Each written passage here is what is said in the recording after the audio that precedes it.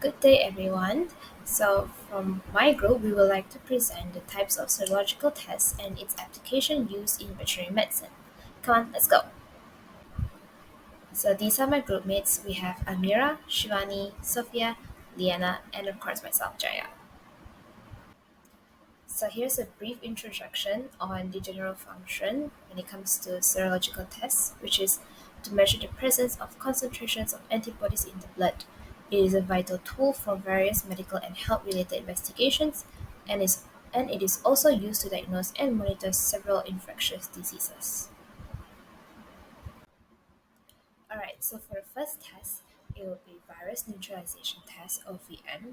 So the principle of this test is in a neutralization test, serum and virus are reacted together in equal volumes and inoculated into a susceptible animal host or cell culture. If antibodies to the virus are present, then clinical disease or CPE will not be observed. That is, the virus replication will be inhibited and virus is neutralized. So how this test works is we will have the well and then we'll put in different concentration of the antibodies in each well and then we'll insert the virus as well as the animal host cell into each well. And if there is a reaction or CPE that is mentioned here, which is cytopathic effect, then we will know whether the whole test is a positive result or a negative result regarding the neutralization of the antibodies towards the virus. Okay, so for more information on this test, I've inserted two QR codes which you guys can scan and learn more on this test. So here are some of the applications of viral neutralization tests in veterinary medicine. So the first one, we have disease diagnosis. So the presence of neutralizing antibodies against a specific virus, and it is appropriate treatment and also for control measures. Number two, it has an international trade regulations. So whenever this is applied, especially when we are exporting animals to different country or we're bringing in new animals, so we can use this method to prevent the introduction of certain viral diseases in our country or to also bring the disease out to a different country as well when we were exporting animals.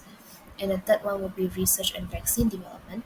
So this test is aimed at understanding viral pathogenesis, immunology, and vaccine development for as a precaution against or for future outbreaks of future virus diseases. Hi and a very good day. My name is Adibah Sofea binti Mohamad Lukman and my metric number is D21A0098. So today I will talk about agglutination test. Agglutination is categorized under secondary binding tests in serological methods. The function of the agglutination test is to detect antibody or antigen which involve agglutination of the red blood cell. In this test, reagent that contains antibody will be added into the sample. Therefore, if there is presence of antigen, the antibody-antigen will clump together forming an agglutinate. Example of agglutination tests are hemagglutination inhibition for Newcastle disease virus and microscopic agglutination test for leptospirosis. The figure shows a method used to identify the antigen or antibody presence by agglutination, which is known as direct and also indirect Coombs test. Now, I will talk about the application of agglutination tests in veterinary medicine. First of all, to identify the blood type of the animal. This is because different blood types have different antigens. So by using this method, we can identify the animal blood type that is safe for blood transfusion. Secondly, we have the agglutination test is also used for brucellosis diagnosis. This test can detect the presence of antibody against brucella in animals' serum. Example of agglutination tests for brucella are Rose-Bangle test and also serum agglutination test. Hi, my name is Liyana. I'm going to talk about Western blot or immunoblot. So this Western blot, it detects specific protein using antibody. So under this Western blot, there are 6 main steps. The first one is protein extraction. We can done this using affinity chromatography or ion exchange chromatography. So once this protein has been extracted, we move to the second step, which is gel electrophoresis. So in the gel electrophoresis, we use SDS pitch. SDS is a chemical that is used to disentangle this protein so that all this protein can move easily in the gel, and it will be uniform. This protein will be coated with negative charge. All this protein will be loaded into the gel well, and then the current will be applied. And as we know that all these proteins are coated with negative charge, all these proteins will move from the negative to positive charge. What makes this protein different between each other is that they are molecular weight. So the lighter the molecular weight of the protein, the further this protein will move towards the positive charge. And at the same time, that we also have a blue dye, which is common in blue dye, that will allow a better observation of this protein movement so that we can easily analyze the gel.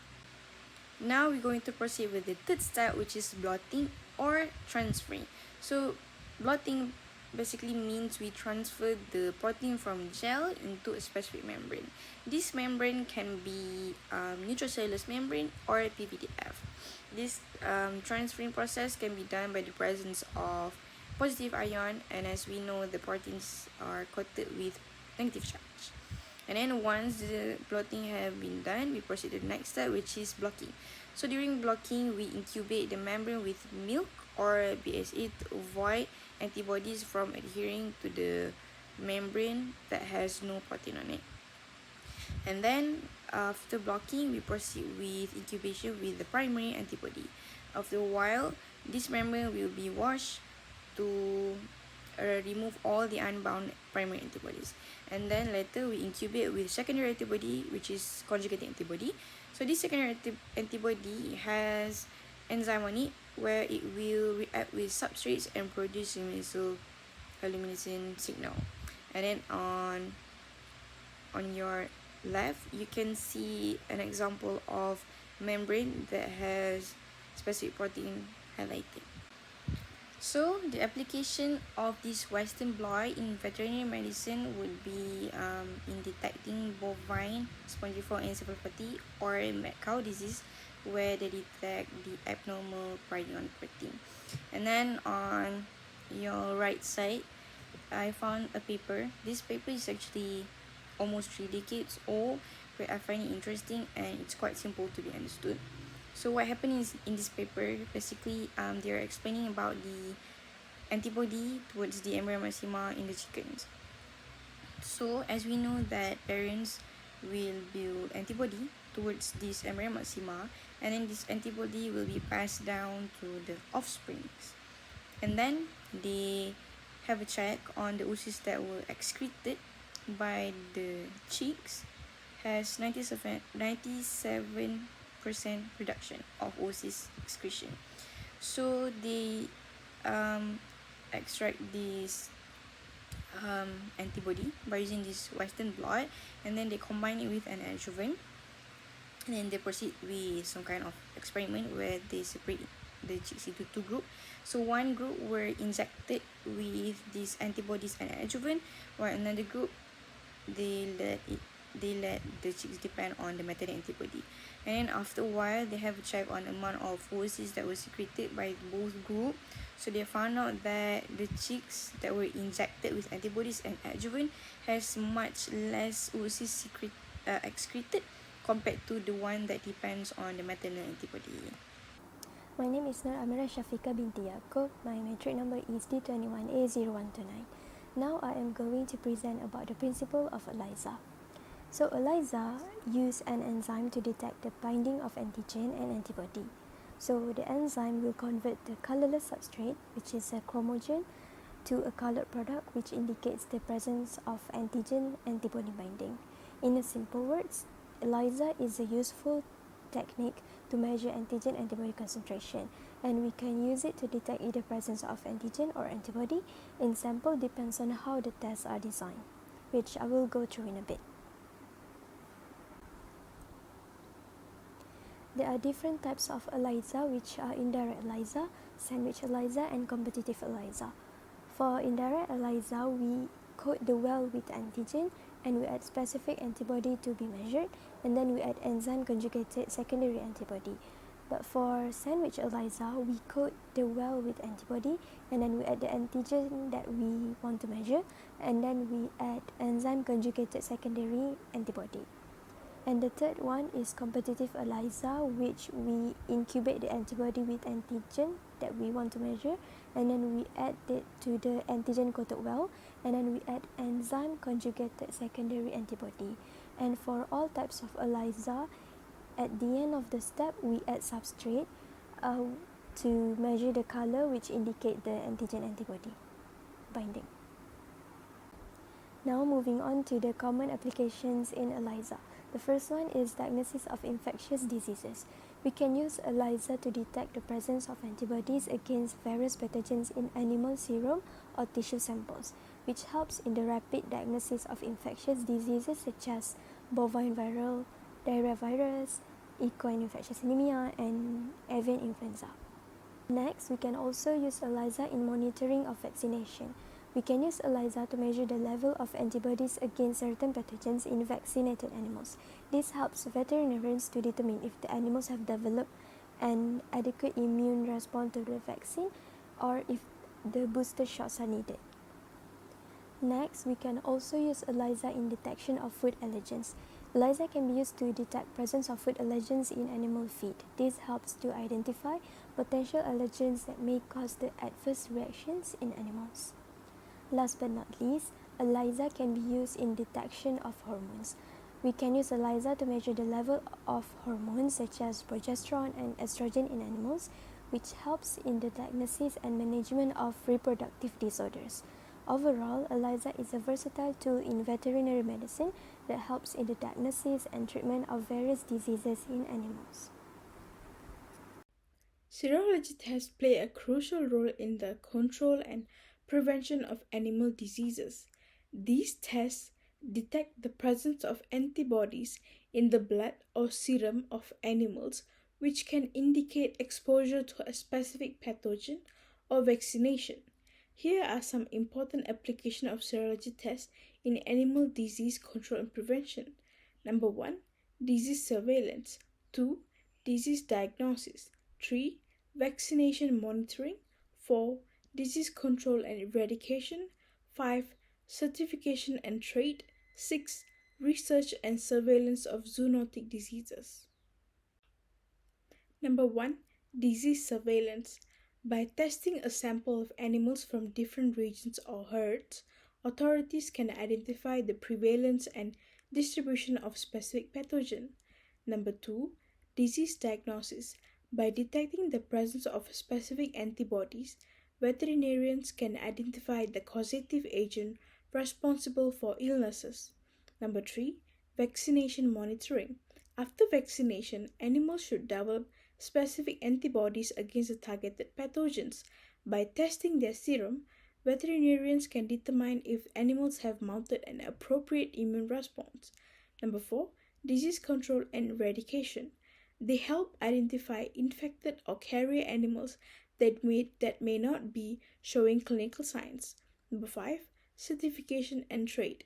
By demonstrating the absence of specific antibodies, animals can be certified as disease-free, which facilitates international trade. And number 6, research and surveillance of zoonotic diseases.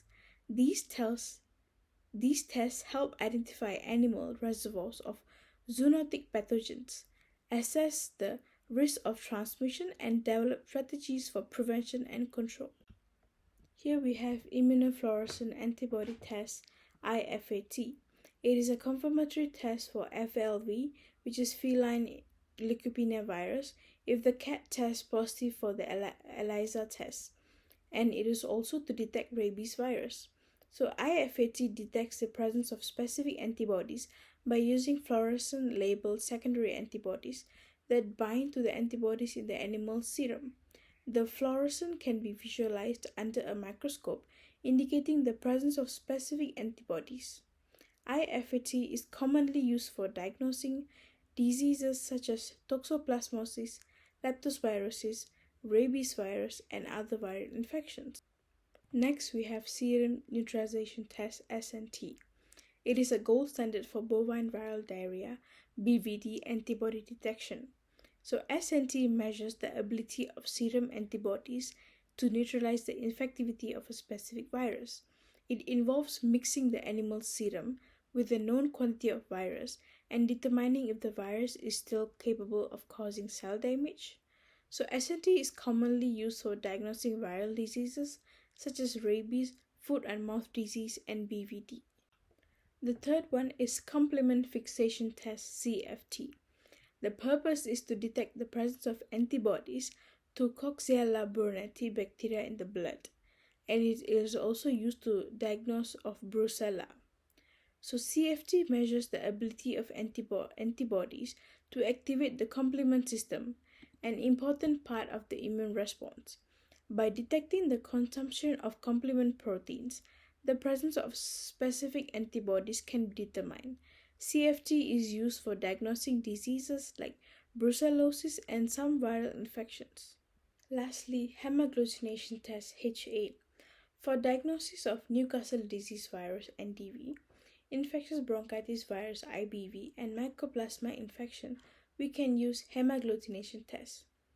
The H8 test is a serological test that detects the presence of specific antibodies or antigens that can cause red blood cells to clump up together or agglutinate. While the H8 test itself is not a primary method of disease control and prevention, it provides valuable information that contributes to overall efforts. It is important to note that the H8 test is typically used in conjunction with other diagnostic methods and techniques to establish a comprehensive understanding of disease presence, dynamics, and control strategies. While the H8 test itself does not directly control or prevent diseases, it provides valuable information that guides decision making, surveillance efforts, and the implementation of appropriate control measures in animal disease control and prevention programs.